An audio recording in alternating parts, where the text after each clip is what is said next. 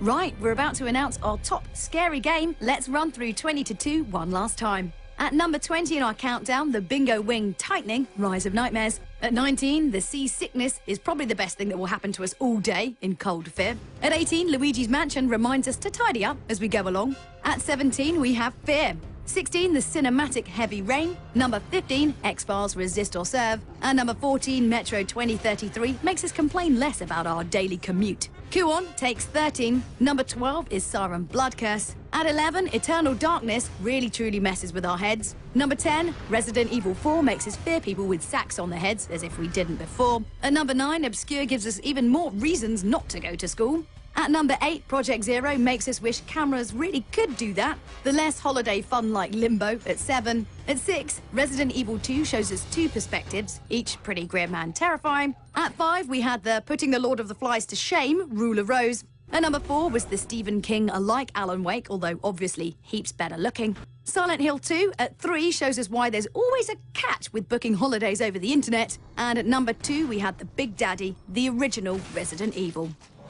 And now for the moment that you've all been waiting for, the number 1 in our Scary Games countdown. Now, we had a little bit of a debate as to whether to include the original or the sequel of this particular franchise, as, you know, both games are good, both games are terrifying, although technically the second is a better game. We've opted to go for the original as it freaked us out the most. Join us as we go on board the USG Ishimura and frankly single-handedly fix every problem wrong with it, as well as the never-ending onslaught of necromorphs that have come to kill us. This is our number 1 scary game. It's Dead Space.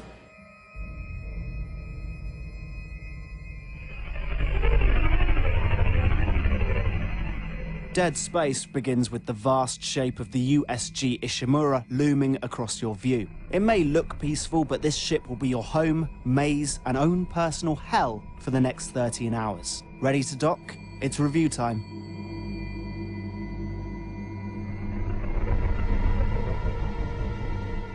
Isaac Clarke has no military training, nor has he ever saved the world. He's a deep space engineer, a specialist in dealing with the huge mechanical systems that power industrial spacecraft. Sent as part of a team to investigate a communications blackout on the mining ship USG Ishimura, he's about to have to learn a whole new set of skills. The reason? The necromorph, a breed of horribly mutated space zombies. They've infested the ship, and if Isaac and the rest of his team want to make it out alive, they're going to have to dismember their way through a whole horde of them. And so Dead Space begins, bringing survival horror to the cold expanses of space.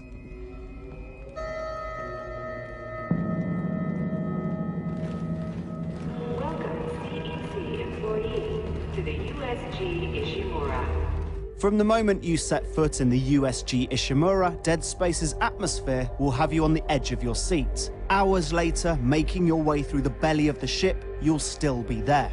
When we say Dead Space is scary, we don't mean that things jump out of cupboards, although sometimes they do. We mean that it constantly keeps you in a state of fear. Using a close over-the-shoulder camera and limited movement, the game brings to mind Resident Evil 4, but its combat, exploration, and puzzling has an identity all of its own. This identity is created by the game's refusal to let you feel safe. Managing your inventory, changing weapons, and even checking the map is all done in-game. This leaves you open to attack at any time, immersing you in the horror. This immersion is furthered by the game's incredible visual and sound design, with striking use of dynamic lighting and ambient noise to create an overwhelming atmosphere. The USG Ishimura is a labyrinth of horrors that can match even Resident Evil's mansion for iconic imagery and oppressive power. But it's not just the dark you have to fear, it's the horrible monsters that lurk in it. Dead Space's necromorph are a terrifying enemy, fast and mobile. Dealing with them is a case of strategic dismemberment, removing their limbs to disable and eventually kill them. This gives the game's combat a unique feel, something that is emphasized by the weaponry. A mix of mining equipment and low-grade weapons, they range from the default plasma cutter, perfect for precise dissection, to the Ripper, a kind of remote-control circular saw. Bloody and dramatic, Dead Space's combat is vicious. Unfortunately, although the atmosphere and combat is thrilling, your to-do list is often not. a large section of the game boils down to go there, fix that. This threatens to kill the game's atmosphere, but thankfully, it's remedied by the game's surprising moments of variety. Shooting down asteroids from a gun turret, facing an invincible enemy, and even low-gravity puzzle solving all add texture. So, for every fetch quest, there's a standout moment waiting round the corner, or just a huge necromorph. The level of detail in Dead Space, emphasised by its haunting video and audio logs, is highly sophisticated.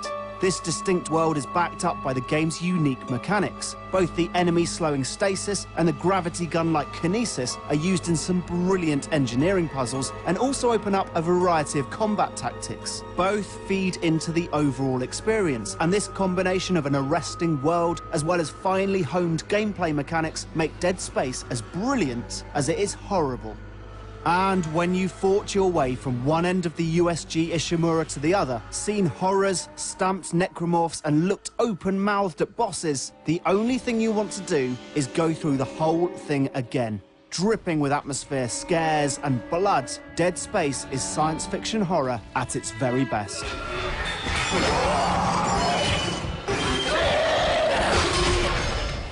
I shrieked. I panicked. I wasted more ammo than I ever have playing any game ever whilst playing Dead Space. Everything about it instills fear, from the darkness, the endless corridors, the creepy sound design of all the whispers all over the place. Oh, and the fact that there's all this bloodied writing on the floor and the ceiling. Yeah, I didn't have a lot of fun playing that game. Not really. Yeah.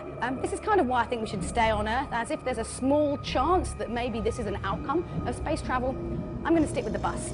Well, that's it. That's the end of our top 20 Scary Games countdown. Thank you so much for sticking with us all this time, and a big thank you to everyone here at the London Dungeon who's made our stay so, well, horrible, really. Let's face it, it's been quite terrifying all day, I must say. If you agree or disagree with any of the choices we've made, don't forget to go online and let us know. Until next time, I'll be seeing you.